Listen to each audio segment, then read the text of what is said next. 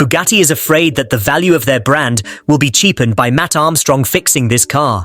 In my last video, I broke down the ways Bugatti tried to stop Matt from continuing this build and how it backfired, because Matt does his research well. He saw it coming and outsmarted them in the smartest way possible. Even a whole CEO couldn't stand in his way. From the very beginning of this whole fight, Bugatti has been trying to control the narrative like they always have. And it usually works almost 100% of the time. It's becoming a culture among top brands, even clothing brands. We won't mention names, they know themselves. We'll get to that. Bugatti is scared of their brand price and exclusivity crashing. That's their biggest fear right now. And I can already see and hear that some owners of these cars are starting to get frustrated with Bugatti. When sales start dropping, they'll realize they were wrong on many levels. And I think everyone watching can agree. The day of major questions being asked about these vehicles is already here. The best thing Bugatti can do right now is make Matt the third dealership allowed to fix their cars. If you're seeing this pattern too, hit subscribe. We're tracking every move in this story, and you don't want to miss what happens next. Now let's talk about control. Here's the question nobody's asking. When you spend $3 million on a Bugatti, do you actually own it? Because Alex bought a crashed Chiron. It's his car, his title, his money, and he brought it to Matt Armstrong to fix. But Bugatti is acting like they still own it. They told Matt he can't fix it. They told him he can't access parts. They told him where he can and can't take it. This isn't about one rebuild. This is about luxury brands rewriting what ownership means. Alex bought the car, but Bugatti's keeping the keys to everything that matters. And they're treating Matt like he doesn't have the right to even touch it. But that's where it got worse. Bugatti controls every single part, every bolt, every sensor, every line of code in that car. If Matt needs something to complete the rebuild, he has to go through them. And if they don't want to sell it to him, he's done. Matt tried ordering parts through the proper channels. Denied. He reached out to authorized dealers on Alex's behalf. Blocked. He even tried third-party suppliers who work with Bugatti. Shut down. This isn't customer service. This is gatekeeping at the highest level. They're weaponizing the supply chain to kill the build before it even starts. Not because Matt can't do the work, but because they don't want him to. And this is where Bugatti didn't expect resistance. Because Matt has something they can't control. An audience. Millions of people watching every step of this rebuild. Every roadblock, every denial, every move Bugatti makes is now public. And here's what they're really afraid of. Transparency. When Matt takes that car apart, people see what's inside. They see the engineering, they see the costs. They see how much of that $3 million price tag is actually materials versus markup versus brand tax. Luxury brands survive on mystique, on secrecy, on the idea that their products are untouchable, unreplicatable, sacred. Matt Armstrong with a lift, a camera, and the skills to rebuild it? That's a threat to the whole system. This is where it changed everything. Bugatti thought they could quietly shut this down. Send some legal letters, make some phone calls, pressure the right people. Done. But they miscalculated. Every time they pushed back, Matt's audience pushed harder.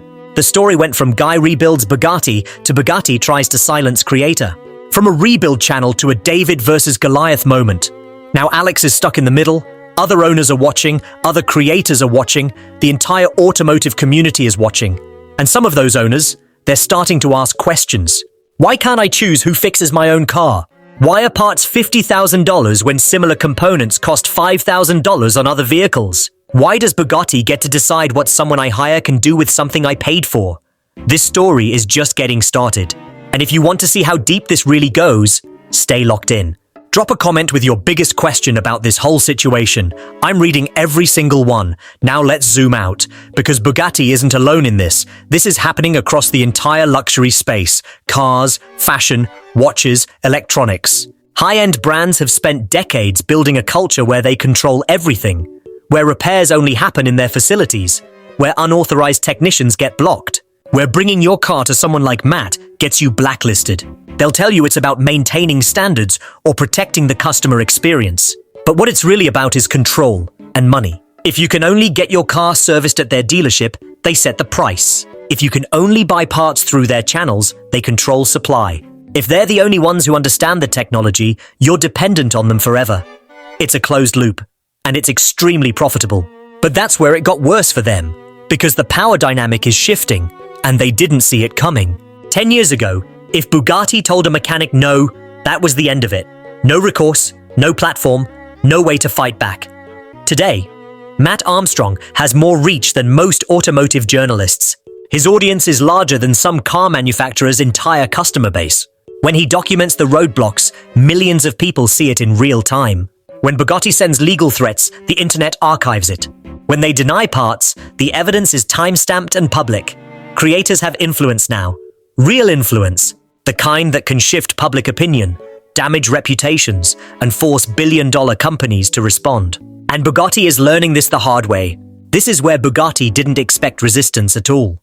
Because every action they took made the story bigger. Every denial, every legal letter, every attempt to shut Matt down just added fuel.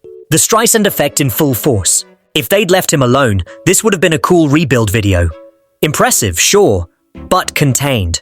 Instead, they turned it into a movement, into a referendum on ownership rights and the right to repair, into a case study on brand overreach.